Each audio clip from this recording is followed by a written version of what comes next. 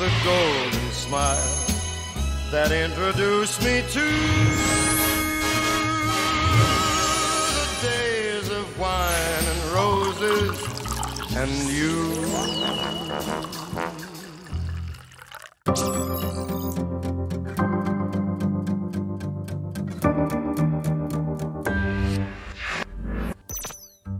안녕하십니까, 정호봉 소믈리에입니다. 이제 초보자를 벗어나 와인 애호가가 되기 위해서는 와인에 쓰이는 몇 가지의 대표적인 용어들에 대해서 친숙해지셔야 될 것 같고요. 제가 경험한 세계 3대 와인 박람회와 국내에서 진행되고 있는 와인 박람회, 그리고 세계 최고의 와인으로 꼽히는 컬티 와인과 프랑스 생떼밀리옹의 가라주 와인 같은 이러한 구체적인 내용에 대해서 함께 여행을 떠나보도록 하겠습니다.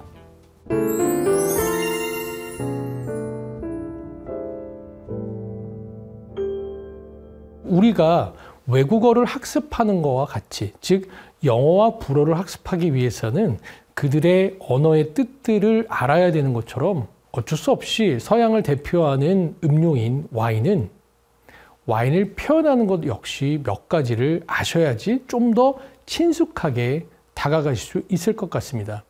이 강의 오기 전까지 몇 가지의 용어들을 이미 기본적인 용어들을 설명해 드렸죠. 대표적인 게 당도와 무게감이었죠.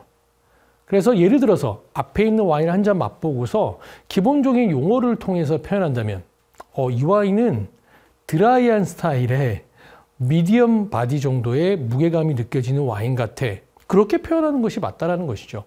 와인 애호가, 이제 초보자를 살짝 벗어나서 와인을 2, 3년간 음용하셨다든지 아니면 와인을 좀 더 깊이 있게 알아가고 싶으신 분들을 위해서 제가 한 10가지의 용어들을 정리해서 와봤는데요.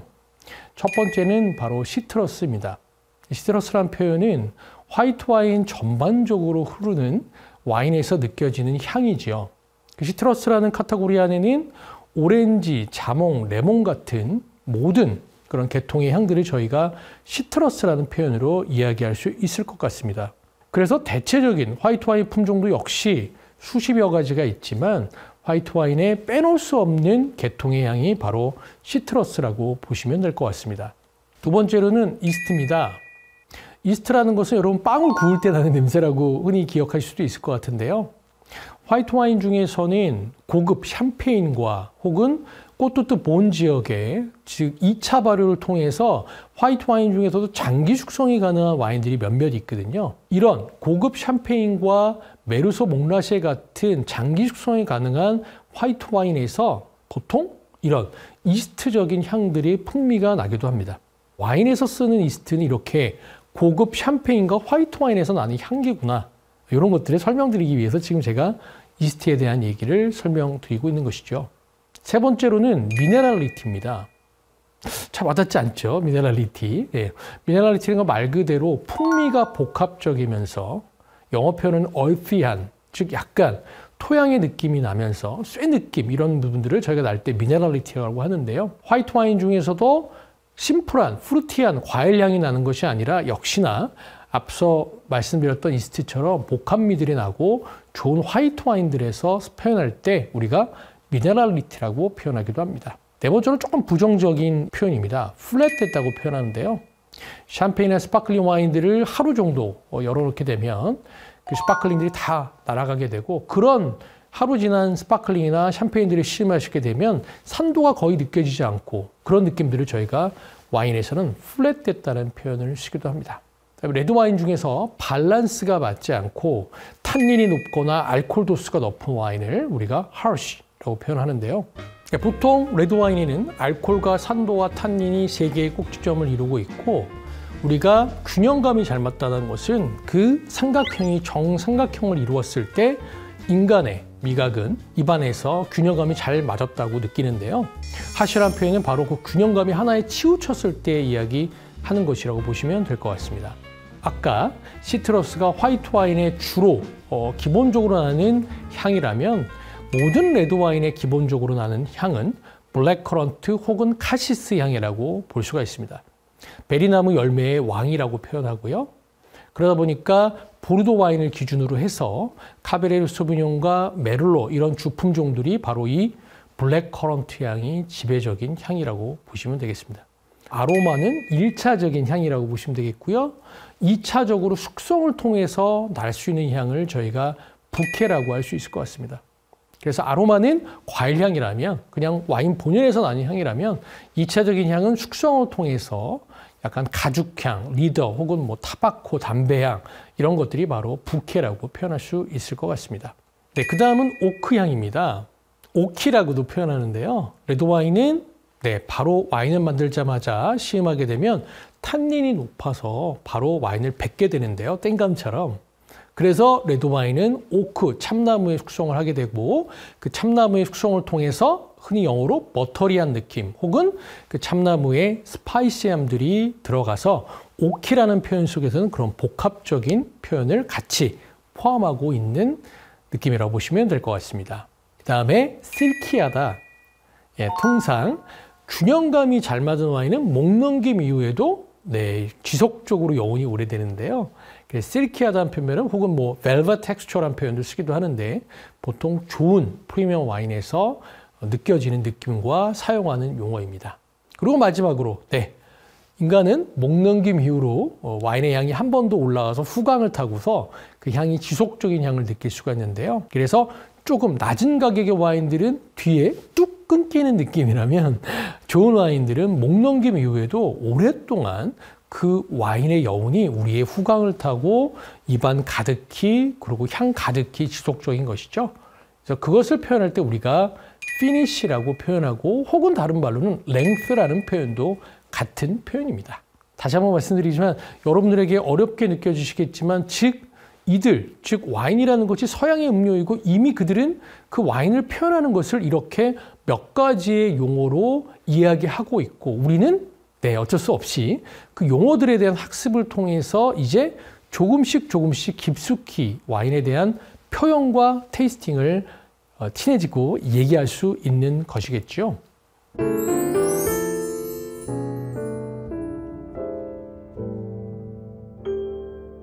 제가 물어보시는 많은 질문 중에 바로 와인의 보관에 대한 질문들을 굉장히 많이 하시는 것 같습니다. 그래서 와인 보관에도 정석이 있습니다. 아무래도 우리가 흔히 와인들을 선물 받거나 하실 때 보통은 일반적으로는 집에 와인 냉장고라든지 와인 셀러를 가지고 계시지 없기 때문에 보통은 찬장에 놓는다거나 아파트에 거주하시다 보니까 당연히 진열장 같은 곳에 와인을 놓는데요. 가장 좋은 와인 보관 방법은 바로 지하 창고입니다. 그러나 우리의 일상생활 속에서 단독주택을 거주하는 것보다는 아무래도 아파트에 거주하시는 분들이 많기 때문에 지하가 있을 수가 없겠죠. 그래서 그 대안으로는 김치 냉장고를 추천해 드리고 싶습니다. 김치 냉장고는 보통 김치를 꺼낼 때 냉장고를 오픈하게 돼서 일반 냉장고에 비해서는 빈번하게 온도 변화가 있지 않습니다. 즉 와인은 일정한 온도와 습도가 유지돼야 되고 안 좋은 것 중에 하나는 햇빛이 비치는 곳에 와인을 보관하게 되면 와인의 보관 상태가 안 좋게 됩니다. 그래서 김치 냉장고에 넣어놓게 되면 일단 온도와 습도와 햇빛은 막아주는 것이죠. 하나의 팁을 더 드리자면 김치 냉장고의 온도가 좀 낮은 편이기 때문에 화이트 와인은 한 드시기 김치 냉장고에 보관했다가 한 30분 전에 꺼내시면 30분이 지나서 화이트 와인이 음용하기 좋은 적당한 온도인 10도에서 15도에 맞춰지고요. 레드와인은 조금 빠르셔야 됩니다. 한 2시간 전에 꺼내 놓으시게 되면, 왜냐하면 레드와인은 온도가 낮게 되면 이 탄닌 성분이 굉장히 날카롭기 때문에 10도, 15도에서 레드와인을 음용하게 되면 적절한 상태에서 레드와인을 음용하시지 못하거든요. 그래서 김치 냉장고에 보관했다가 한 2시간 전에 상온에 꺼내 놓으시게 되면 한 15도에서 20도 정도로 와인의 온도가 맞춰지기 때문에 그것만 하나 주의해 주시면 좋을 것 같습니다. 가장 안 좋은 최악의 방법은 아까 말씀드렸듯이 찬장에 세워놓는다든지 진열장에 세워놓게 되면 아무리 아파트여도 우리나라는 4계절을 가지고 있기 때문에 봄, 여름, 가을, 겨울에 따라서 온도 변화가 있고 그런 온도 변화는 와인이 병 안에서 살아있는 유기체이고 그 안에서 가만히 있는 것이 아니라 영어로 표현하면 에이징이 되면서 여러 가지 숙성되고 맛들이 발전되기 때문에 좋은 상태로 맛이 발전할 수 없다. 애호가라면 이제 초보자들이 즐겨 드시는 데일리 와인뿐만 아니라 조금은 프리미엄 와인에 대한 이야기를 좀 알고 계셔야 될 것 같아서 미국을 대표하는 컬트 와인에 대한 이야기를 좀 해보고자 합니다. 컬트란 표현은 말 그대로 대중과 반대에 있는 쪽 소수의 사람들을 위한 컬트 문화라는 표현도 할 수 있을 것 같은데요. UC 데이비스의 양조학과 출신들이 캘리포니아 와인 산지의 가장 프리미엄 산지인 나파밸리에 다양한 혁신과 다양한 시도들을 하게 됐고요.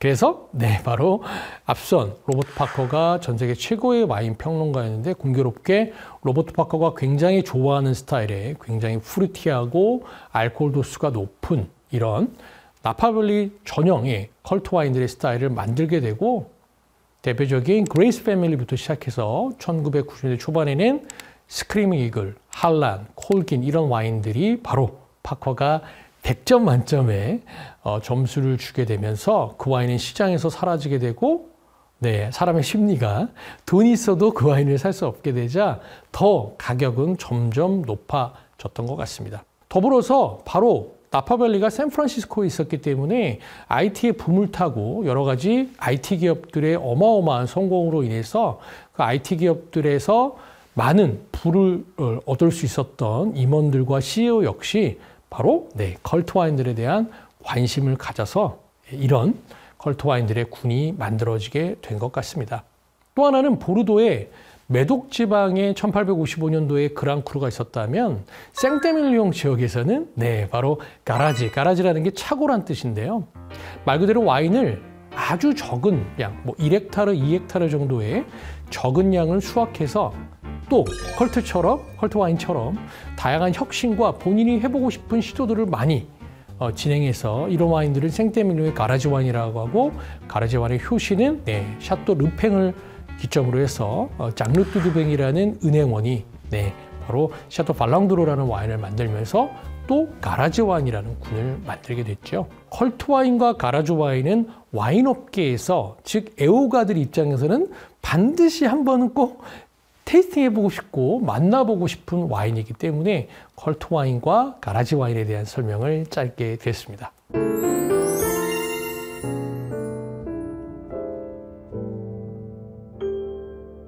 저는 크게 세계 3대 와인 엑스포를 좀 소개시켜 드리고자 합니다. 1980년대 최초의 와인 엑스포였던 우리가 가장 전 세계 와인의 기준점이라고 여러 번 언급해 드리고 있는 보르도인데요. 바로 빈엑스포입니다. 프랑스 보르도에서 열리고 있고 2년에 한 번씩 열리고 있기 때문에 보르도에서 열리지 않을 때는 심지어 아시아, 홍콩에서도 열리고 있고 2023년은 싱가포르에서 5월 달에 빈엑스포가 열렸습니다. 두 번째로는 독일의 뒤사도르프라는 도시에서 열리고 있는 프로바인입니다. 세계 3대 엑스포이자 빈엑스포가 프랑스 와인에 조금 집중하고 비니탈리 역시 베로나에서 열리는 이탈리아 3대 박람회 역시 약간 이태리 와인에 집중한다면 프로바인은 전 세계 와인 비즈니스의 현장이기 때문에 가장 많은 비즈니스가 이루어지는 와인 행사 중에 하나입니다. 마지막 세 번째, 여러분 바로 로미오와 줄리엣의 도시인 베로나에서 열리는 비니탈리를 추천해드리고 싶습니다. 더불어서 비니탈리는 저처럼 소믈리에나 와인 비즈니스 하시는 분 외에도 일반인들에게도 문이 활짝 열려 있습니다. 그래서 여러분들이 가시기 전에 홈페이지를 통해서 사전에 신청하시게 되면 그 비니탈리를 통해서 이탈리아 전 지역의 와인들을 시음하실 수 있고 또 하나의 팁은 그때 이탈리아를 대표하는 레스토랑 역시 근처에 많이 오픈을 하기 때문에 이왕에 혹시 여행 계획을 세우신다면 그 비니탈리 시기에 맞춰서 비니탈리도 경험하고 이탈리아의 다양한 산지의 음식들도 같이 경험하시는 경험들을 하실 수가 있을 것 같습니다. 이렇게 세계 3대 엑스포만 있냐? 그렇지 않습니다. 국내에서도 와인 시장이 계속 성장하면서 대표적인 것이 바로 4월경에 일어나고 있는 국제 주류 박람회. 역시 국제 주류 박람회는 입장료를 내고 들어가실 때 와인잔을 받고 들어가셔서 출품에 있는 부스에 다양한 와인을 시음하고 직접적인 와인에 대한 설명을 들으실 수도 있으며 또 한쪽에서는 합리적인 가격으로 와인을 판매하고 있습니다. 8월과 9월 사이에 진행되는 대전에서 벌어지고 있는 와인 엑스포 역시 아시아 와인 트로피라는 행사와 더불어서 함께 진행되고 있기 때문에 전시장에서는 그런 입상했던 동메달, 은메달, 금메달을 받았던 와인들을 여러분들이 직접 입장료를 내고 들어가서 마음껏 시음하고 역시 서울과 같이 다양한 설명들을 직접 들을 수 있습니다. 와인 애호가가 되기 위해서는 다양한 산지와 다양한 특징, 또 그 특징에 따른 품종들을 테이스팅할 경험이 필요하신데 이걸 하나하나씩 테이스팅하기에는 너무 많은 비용과 시간이 들기 때문에 이런 국제 와인 엑스포의 경험들을 통해서 여러분들이 한 발짝 더 초보를 벗어난 와인 애호가로 발돋움할 수 있을 것 같습니다. 자, 이제 다음 시간 9강에서는요. 전 세계 미디어에서 가장 영향력이 높은 와인 매거진은 미국에서 발행되고 있는 와인 스펙테이터인데요. 역대 1위 와인들을 살펴보고 또 역사적으로 와인과 굉장히 관계가 깊었던 명사들의 이야기를 드리면서 다음 시간 역시 풍부한 와인 이야기와 팁으로 찾아오도록 하겠습니다. 감사합니다.